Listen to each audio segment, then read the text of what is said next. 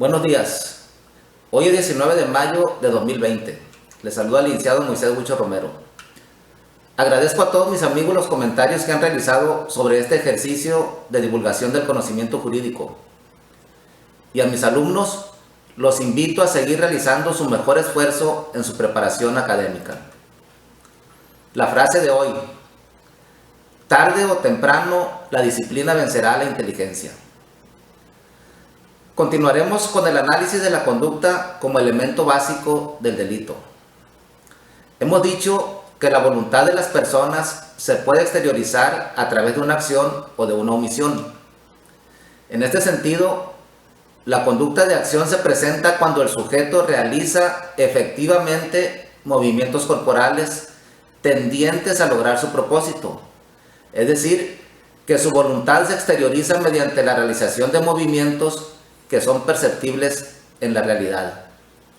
Por otro lado, la conducta de omisión es aquella en que el sujeto se abstiene u omite realizar movimientos corporales, es decir, es un no hacer.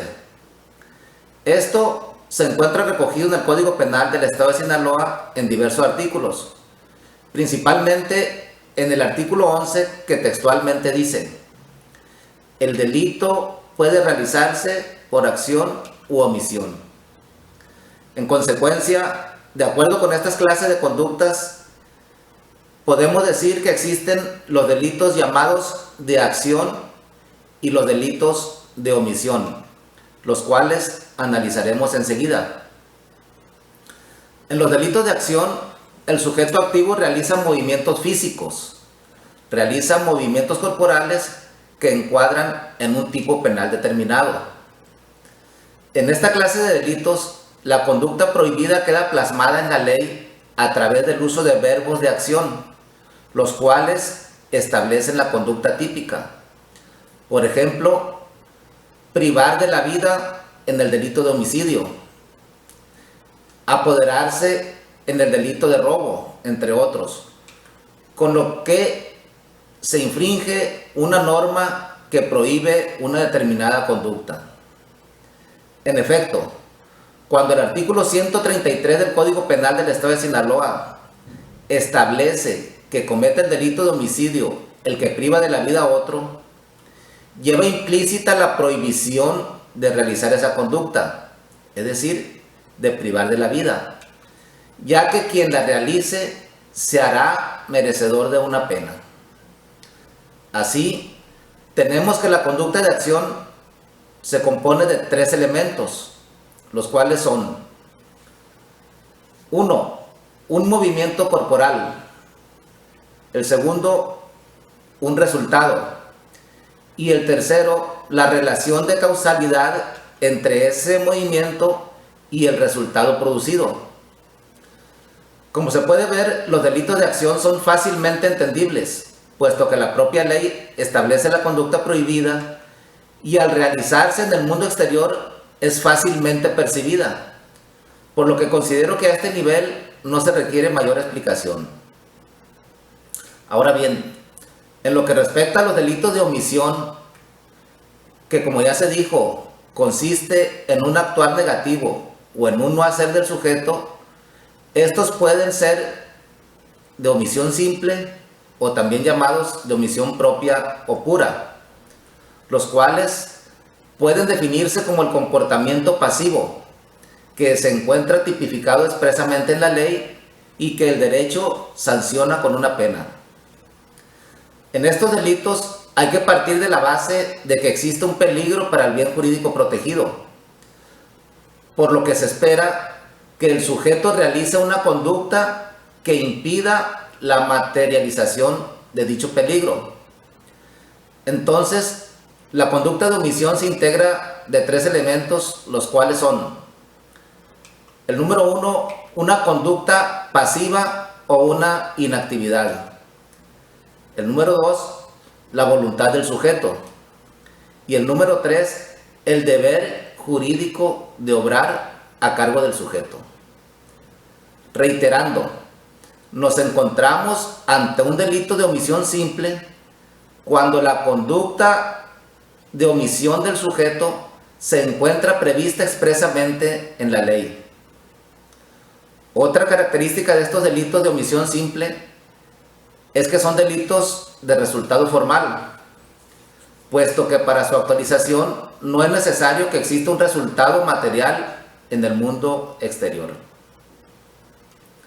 Para una mejor comprensión y claridad de lo aquí expuesto, considero importante revisar algunos de los delitos de omisión que se encuentran expresamente previstos en el Código Penal de Sinaloa y que por lo tanto podemos decir que son delitos de omisión simple o de omisión propia. Primeramente tenemos el delito de omisión de auxilio, previsto por el artículo 159 en los términos siguientes: al que omita prestar el auxilio necesario a quien se encuentre desamparado y en peligro manifiesto en su persona. También tenemos el delito de omisión de cuidado, el cual está previsto en el artículo 160, que textualmente dice: al que abandone a una persona incapaz de valerse por sí misma, teniendo la obligación de cuidarla. En este mismo sentido, el delito de omisión de auxilio a atropellados se encuentra previsto en el artículo 161, que dice: al que habiendo atropellado a una persona no le preste auxilio o solicite la asistencia que requiera, pudiendo hacerlo. Igualmente, el delito de incumplimiento de las obligaciones de asistencia familiar se encuentra previsto en el numeral 240 y se tipifica como al que sin causa justificada no proporcione los recursos indispensables de subsistencia de las personas con las que tenga ese deber legal. Revisando el código también encontramos los delitos denominados contra la filiación y el estado civil.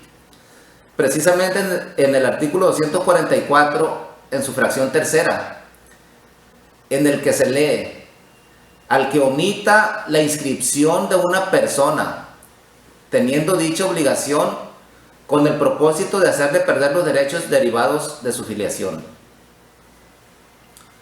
En este punto, considero de relevante importancia para quienes fungen como defensores, ya sea de oficio o defensores particulares, que analicemos los delitos que pueden cometer los abogados mediante una conducta de omisión y que se encuentran previstos en nuestro Código Penal. Esto es precisamente en el artículo 352, que contiene 3 supuestos delictivos a cargo de los abogados defensores. La fracción quinta dice: con el carácter de defensor o apoderado no ofrezca ni rinda pruebas dentro de los plazos previstos por la ley. La fracción sexta: como defensor, sea particular o de oficio, solo se concreta a aceptar el cargo y a solicitar la libertad caucional del inculpado sin promover más pruebas ni dirigirlo en su defensa. Y la fracción 7, que abandone una defensa o negocio sin motivo justificado y causando un daño.